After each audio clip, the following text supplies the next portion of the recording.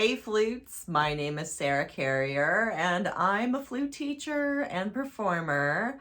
I've been playing the flute for 30 years now, and I'd say that I've been teaching for around 20 years at this point.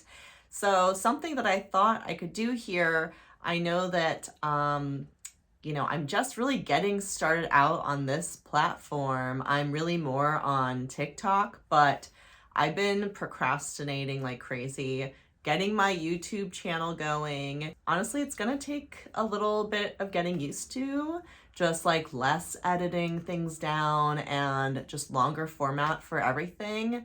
But what I thought would be a really simple and also hopefully helpful way to get started here is by doing a series just teaching the Rubank Elementary Method for flute. I love this book. This is the book that I started out with when I first started taking private lessons in 5th grade. Like many of you out there, I'm sure, I started the flute and really couldn't get a note out in the beginning. And I was about to quit and just give up, but my parents were like, let's get you signed up for private lessons at the local band shop. And that's really what got me off my feet, is working with a teacher on a weekly basis and getting out of my band book and into a book that's really designed to get you started on the flute. So go ahead and get this book if you don't have it already. It's still incredibly affordable. The price on here is $7.99. I really doubt it's gone up much more than that. It's probably still around $10. So not a terribly expensive book. So yeah, why don't we just get into it? I've had maybe 3 or 4 copies of this book, and there is a flute fingering chart, and yes, it will fall out, which is fine. Maybe if you're just getting started out with a flute, you might want to even laminate this if you can, because this is pretty handy. You've got numbers for the fingers that you need to put down and X's for the thumbs. So, take a look at this and use this for your reference. Let's go ahead and look at lesson 1. The way that this book is designed, at the top of every page, you'll see some new information. Anytime there's new terms to learn, they'll all be at the top of the page. So lesson 1 is all about reading a few basic notes and playing whole notes and whole rests. Whole notes are 4 counts each. So it's, gonna fill up a whole measure, and you get to sustain the note. So you hold it out in one breath for 4 counts. So the first notes that you learn in this lesson are G, A, B, and C. These are good notes to start off with because G is nice and stable. You've got your thumb down and then your first 3 fingers in the left hand. And in the right hand, you're just pressing down this D sharp pinky key. So that's how you finger G. The next note on this lesson is A, and we're just going to lift the ring finger. So we're uncovering this hole by lifting the finger. So that's A. The next note is B. We're going to lift one more finger. So see how we're just sequentially, one by one, lifting fingers. Now to go from B to C, simply lift your thumb. Now, if you feel like you're going to drop your flute at this point because you were depending on your thumb to keep the flute up, then we need to have a little conversation about hand position and balancing the flute. A very important topic to cover when you're just getting started. Now we're going to talk about the balance points on the flute. First of all, we have on your left hand index finger between the base and middle knuckles. We have this bit of padding here that's going to rest against the tube. You're going to wrap your finger around the flute, not tightly, just let it wrap around without gripping anything so that you can still easily wiggle this finger as needed. That's your balance point in the left hand. In the right hand, we have our thumb. The flute's just going to rest on the thumb. And as far as the position, you're gonna line it up right under your index finger. I've heard some flute players say that you can have it in between these two fingers. I personally find that I immediately feel a little bit of unwanted tension on the back of the wrist here. So to me, the most natural position for your thumb is right under your index finger. So let's talk about the shape of the fingers. What I want you to do is just drop your hand down to your side, let it hang, just let it hang loosely. Now bend your arm up at the elbow like so, and check out this little hand puppet shape we have here. This is, in my mind, really good hand position. There's variations on this. You could be a little bit more curvy. That's nice too. But we want to avoid straight fingers or overly contracted fingers where you've got tension on the back of your hand. So you might be noticing a trend here. I'm always talking about getting rid of tension. So as soon as you feel something that's very uncomfortable or even mildly uncomfortable, that could be a sign too. But discomfort in your wrists, in your arms, in your shoulders, you want to pay very close attention to what your body is telling you. Something is not quite where it should be, and there's going to be a more optimal position. So now that we have our hand in this nice relaxed shape, you could just stick the flute right into your hand. So those are our first two balance points. Left hand index finger, right hand thumb. The third balance point is your face. So basically on your chin, right under your lip, that's where your flute's going to rest. And you're going to want to feel that the flute is just like touching your face. There's going to be varying degrees of snugness against your face. And, there's some debate on how much the flute should press against the lip. I'm going to say that it should be moderate to light. So not pressing too hard. In the past, when I've been too tense, it could get to the point where you feel it in your gums. Horrible. You don't want that. So some people also want the flute extremely loose, like floating on the face. And to me, I just like a little bit more traction and find that my best sound also is somewhere in between. So resting the flute on your face. Now, something I want to add to all of this, just to help you understand flute balance, I want you to imagine, and this is something that my undergraduate professor, John Barcelona, taught me. I have to give credit where credit is due. He always taught us to think of the left hand index finger as a fulcrum. So if you don't know what a fulcrum is, go look it up, Wikipedia. And your right hand is going to just pivot against that point. See? And your face is going to act as the final destination for your flute. So the right hand is sort of pressing the flute forward against a stationary index finger of the left hand. The face is what stops that motion. Now, something I also want you to think about is the right hand thumb being either right under the flute or slightly behind the tube. So what that gives you is a little bit more traction to give yourself the ability to press the flute forward with your right hand. Okay. Now, if your flute is actually balanced in your hands with the flute on the face, you should be able to wiggle all of your fingers without feeling like you're going to drop the flute. And of course, when I say all your fingers, I mean not including your thumb. Okay, so if you've done the wiggle test and it's all good, then your flute is balanced. Yay! Let's go back to the note C, which does not have the left hand thumb down, just the first finger and the right hand pinky.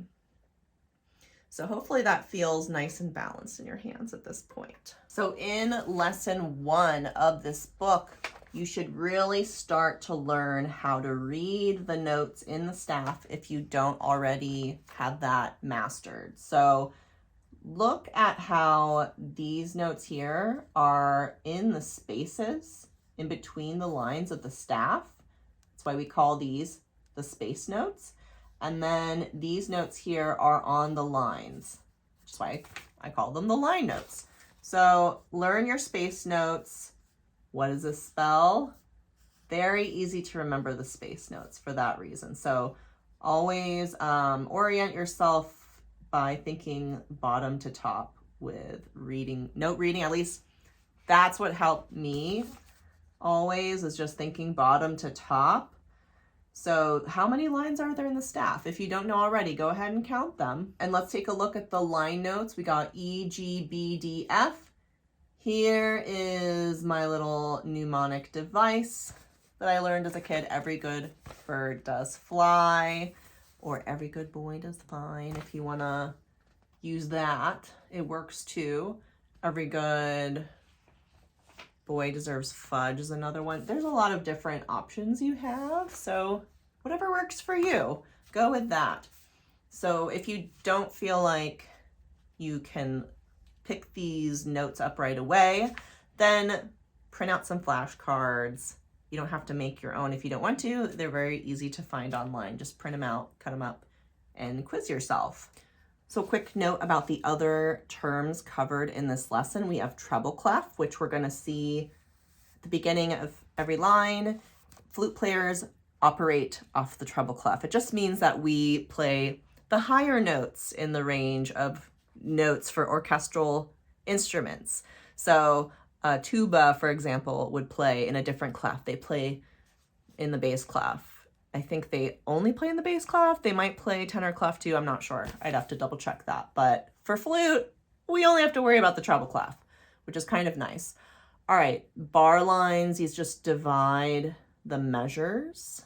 Double bar lines are used to indicate a new section, and when it's at the very end of a exercise or piece, you're going to have a double bar line where the outside line is thicker. So unlike the one here. Okay, common time is, I believe this is more of a British term, but essentially it just means that you're in a 4/4 time signature. So if you don't know yet what a time signature is, that is the bit of information at the beginning of the music that tells you how many beats are in a measure and what note value equals 1 beat. So common time means 4/4. The top number of the time signature tells you how many beats are in a measure. The bottom number tells you what note value equals 1. So 4, just remember that 4 means quarter note. Quarter note equals 1 beat.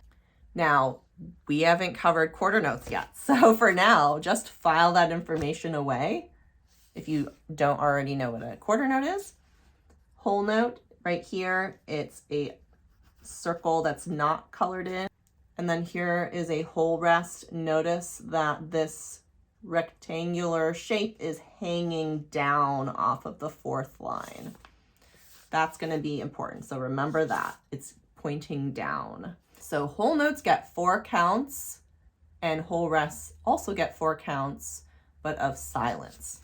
I will just give you a couple things to keep in mind as you're practicing this lesson, which is that make sure that your very best breath is the one that you take at the beginning. So take a nice slow inhale before you play your G. And as you're resting, think about what you're going to do when you come back in. So the first line, we're playing the same note all the way to the end. Same thing happens for the next few lines here, but things change up with exercise number 5, where you have to change pitches. So really use this time wisely. Don't go out to lunch or don't focus so hard on counting that you forget to look at what's ahead. Number 6 brings on a new challenge of not having rests between the measures. So you're going to need to count consistently and evenly through all of this and take a quick breath on the bar lines. And at this point, you will probably want to take a breath at each bar line, but if you've built up your lungs a bit more, if you've been working on your breathing, then you can try to do 2 notes in 1 breath or more. So a very important thing that I hadn't got to yet is that you need to use your tongue to start the beginning of each note. Now, if that's new information to you, this is a technique called tonguing, and as wind players, we do this all the time. Without starting the note with a clear articulation, you end up sounding too airy at the beginning of notes. We lose focus, so really you need to enunciate, just like you need to enunciate when you speak. We enunciate the beginning of each note with an attack, and we're going to use the syllable to silently. Your tongue is going to hit the roof of your mouth. For most American players, with many exceptions, but at least in the way that I was taught, your tongue is going to go somewhere behind your teeth, back around the ridge behind your teeth. So not on your teeth, but just behind them. And your tongue is going to form an air seal at the roof of your mouth, like that. But our lips are going to come together while we do it. So, okay. And you're going to take in your air, form the air seal behind your tongue, and then release your tongue down.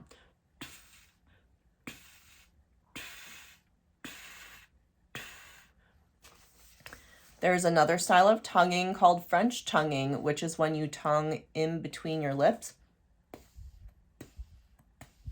And this is also incredibly effective, so feel free to try both ways. I have some students that almost exclusively do the French tonguing, despite the fact that I'm more of an American style player. And I fully embrace that. Like, I never try to correct them because I think that both ways are great. So go ahead and experiment with that and see what you like. So now let's go through lesson 1 together. I've got my metronome and I'm gonna set it to something that's not too slow, because at this point, we're probably not quite used to holding out notes for super long. So this is 88. Okay, so we're gonna keep this rolling. And now we're going to play number 1 together. Okay, so here's number 1. Make sure to take in a really nice breath at the beginning before we play our very first note. 1, 2, ready, go.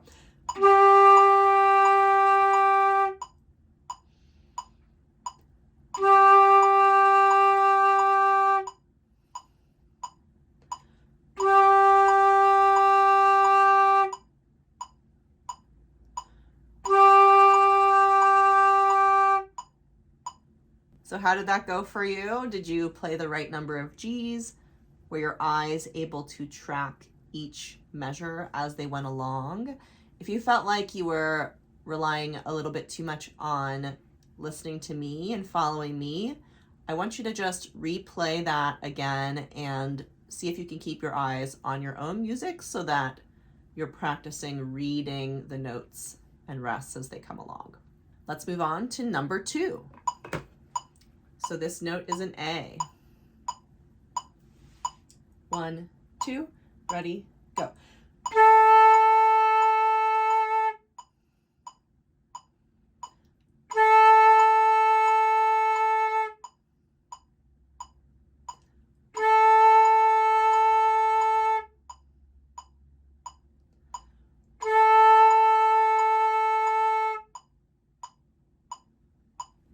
Here's number 3. The note in this exercise is B natural.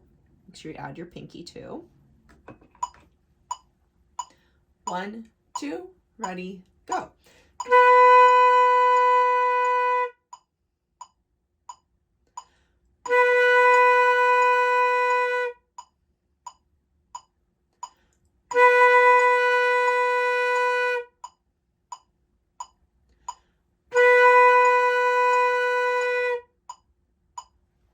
Now, as you've been playing this, have you been tonguing the beginning of each note? If not, take a moment to practice just silently tonguing. So you're going to just practice tonguing the note and holding it out for 4 counts, but with no flute. 2, 3, 4. And so on and so forth. So now we're going to do number 4, C. We're gonna lift the thumb, first finger, pinky. Make sure the flute feels nice and balanced in your hands. 1, 2, ready, go.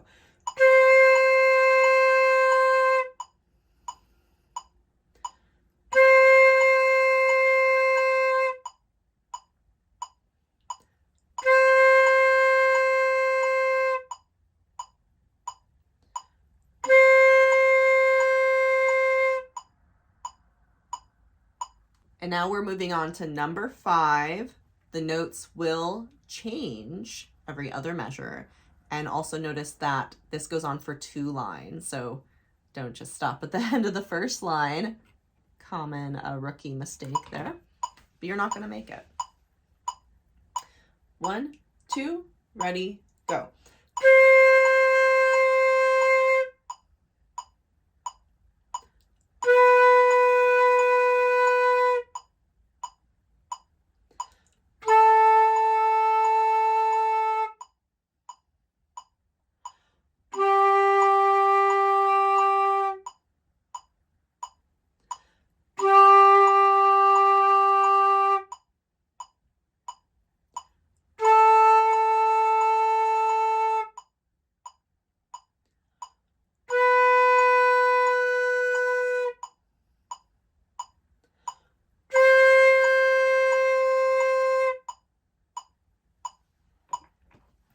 So how did that go with changing notes each time? Were you able to keep up? If so, great. If not, no worries. Just try it again before you move on to the next one. It's better to go back and repeat that exercise until you feel comfortable moving down by step with a measure of rest in between. Also ask yourself if you're holding out the note all the way through the measure. If you find yourself dropping out early, you might want to replay some of these exercises and just make sure you're holding things out for the full duration. And now we're going to move on to number 6, where we'll have to take in quick breaths between each note. And I will breathe between each note just to show you how you can accomplish such quick breaths. Now, I personally don't need to breathe after every note, of course, but I'm doing this in order to demonstrate, and also as an act of solidarity as you're embarking on the beginning of your flute journey here. Here's number 6. 1, 2, ready, go.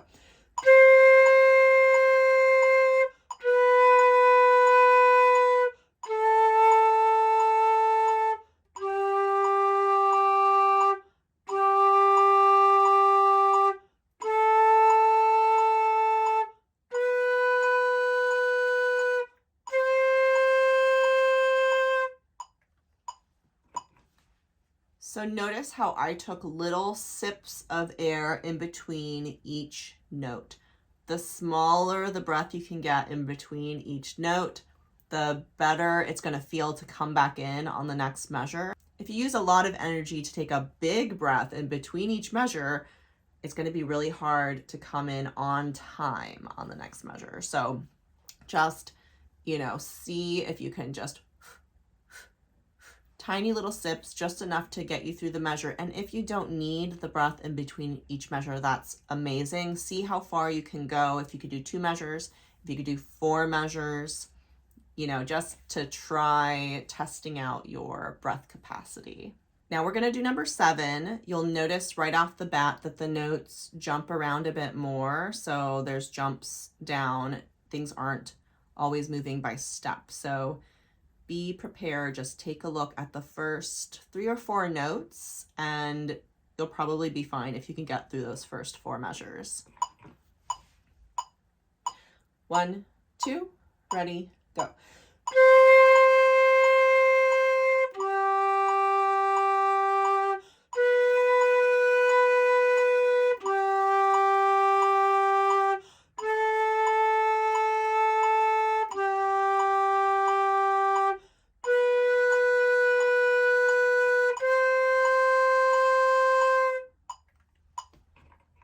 So I breathe in between every 2 measures. If you can do that, great. If not, don't worry about it. But I'm going to just continue with that pattern for the rest of the page for those of you who want to try that. Here's number 8. 1, 2, ready, go.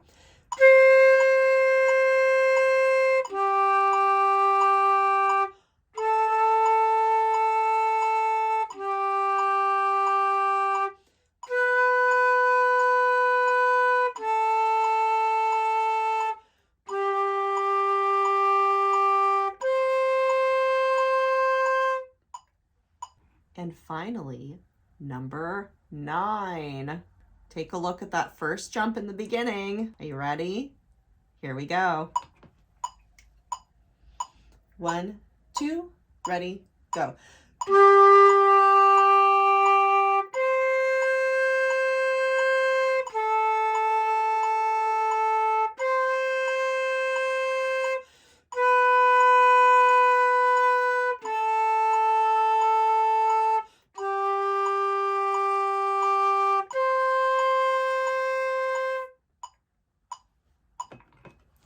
Now, if that was too fast for you, go ahead and turn your metronome down to a slower tempo.